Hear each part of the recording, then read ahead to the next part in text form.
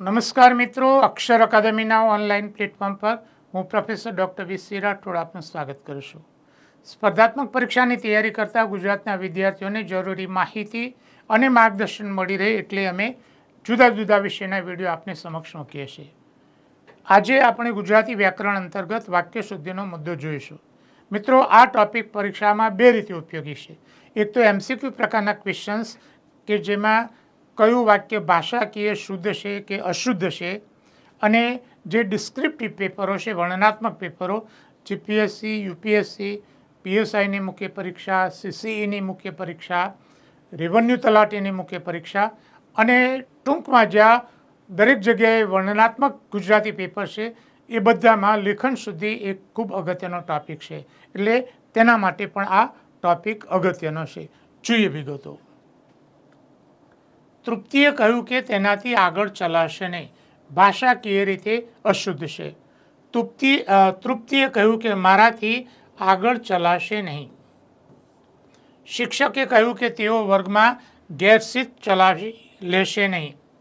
શિક્ષકે કહ્યું કે હું વર્ગમાં ગેરશિસ્ત ચલાવી નહીં લઉં. અહીંયા આના ઉપર અનુસ્વાર આપશે. મિત્રો, જોઈએ પહેલાં અહીંયા એક બીજી વાત પણ કરી દઉં કે આ જે ભૂલો છે એ ભૂલો પણ અંગ્રેજીના કારણે ગુજરાતીમાં આવેલી ભૂલો છે.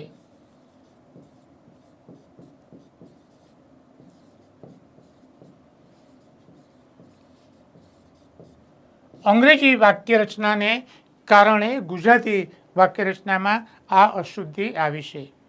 કઈ બાબત છે, કયો નિયમ છે, જોઈએ વિગતો. હા મિત્રો, એક મુદ્દો તમારે ધ્યાનમાં રાખવાનો છે કે ગુજરાતી ભાષામાં પરોક્ષ કથન નથી. પરોક્ષ એટલે ઇનડિરેક્ટ સ્પીચ. અંગ્રેજીમાં ડિરેક્ટ સ્પીચ અને ઇનડિરેક્ટ સ્પીચ છે, પણ ગુજરાતીમાં ઇનડિરેક્ટ સ્પીચ નથી. એટલે જે બધા વાક્યો છે એ વાક્યોમાં ઇનડિરેક્ટ સ્પીચ નહીં, પણ વક્તા પોતે બોલે છે એ રીતના રજૂ થાય. દાખલા તરીકે મીનાએ કહ્યું કે તે સાસરિયામાં સુખી છે. તો અહીંયા તે એ ત્રીજો પુરુષ આપણે અહીંયા પરોક્ષ કથનમાં રૂપાંતર કર્યું છે, પણ ગુજરાતીમાં તો નથી. શું થશે? મીનાએ કહ્યું કે હું સાસરિયામાં સુખી છું. રાઈટ? આ રીતના સુધરશે. અથવા તો તમે એને આ રીતના પણ સુધારી શકો.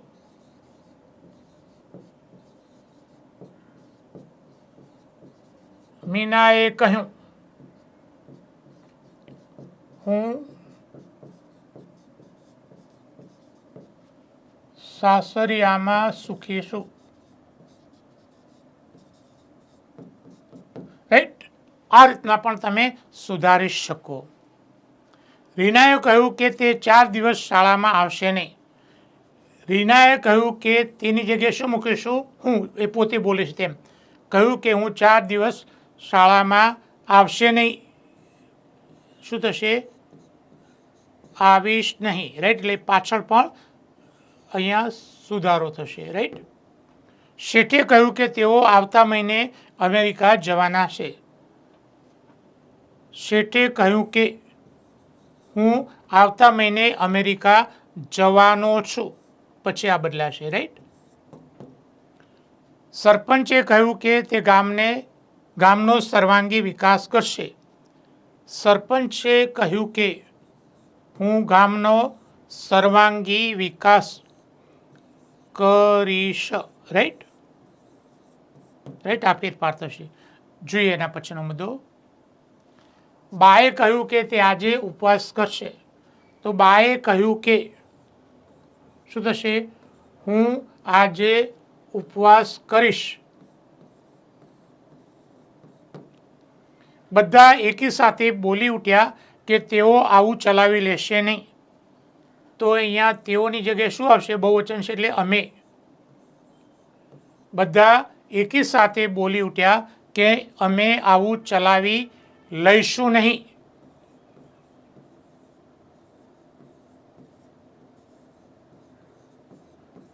અહીંયા કર્તા બદલાય એટલે આ બદલાશે. ઉમેદવારે કહ્યું કે તેનાથી આટલી મોટી રકમ ડિપોઝિટ તરીકે આપી નહીં શકે. ઉમેદવારે કહ્યું કે તેને બદલે શું હશે? મારાથી આટલી મોટી રકમ ડિપોઝિટ તરીકે આપી શકાશે નહીં.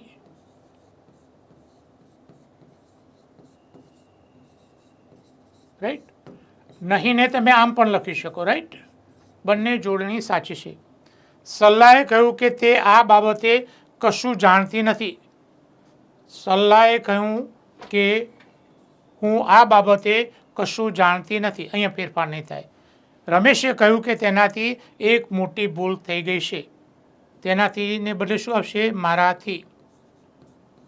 રમેશે કહ્યું કે મારાથી એક મોટી ભૂલ થઈ ગઈ છે. ખેડૂતે કહ્યું કે તેનો પાક અતિવૃષ્ટિથી નાશ પામ્યો. તેની જગ્યાએ શું થઈ જશે? મારો. બોલનાર છે એટલે પ્રમાણે ખેડૂતે કહ્યું કે મારો પાક અતિવૃષ્ટિથી નાશ પામ્યો. રાઈટ, એટલે આ રીતના વાક્ય છે એ સુધરશે. પરીક્ષાની તૈયારી માટે ગુજરાતી વ્યાકરણ માટેના શબ્દો માટે અને જોડણી માટેના અમારા ખૂબ જ મહત્ત્વના પુસ્તકો છે, અકાદમી ઉપર ઉપલબ્ધ છે. પરીક્ષાની તૈયારી કરતા વિદ્યાર્થીઓ માટે અમારી 2 મહત્ત્વની એવી ટેલિગ્રામ ચેનલ છે, BC રાઠોડ કરંટ અફેર્સ અને ગૌરવંતી ગુજરાતી. હજુ સુધી જો તમે આ બંને ટેલિગ્રામમાં જોડાયા ન હોય તો જોડાઈ જવા વિનંતી છે.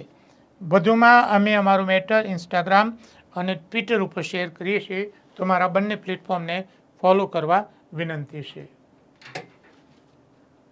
વધુમાં આજનો આ વિડીયો આપને ગમ્યો હોય તેને લાઈક કરી શેર કરવાનું ભૂલતા નહીં. અને હજુ સુધી જો તમે અમારી આ ચેનલને સબસ્ક્રાઈબ કરી નથી તો એને સબસ્ક્રાઈબ કરી દેશો અને બેલ આઇકોનને ચાલુ કરવાનું ભૂલતા નહીં.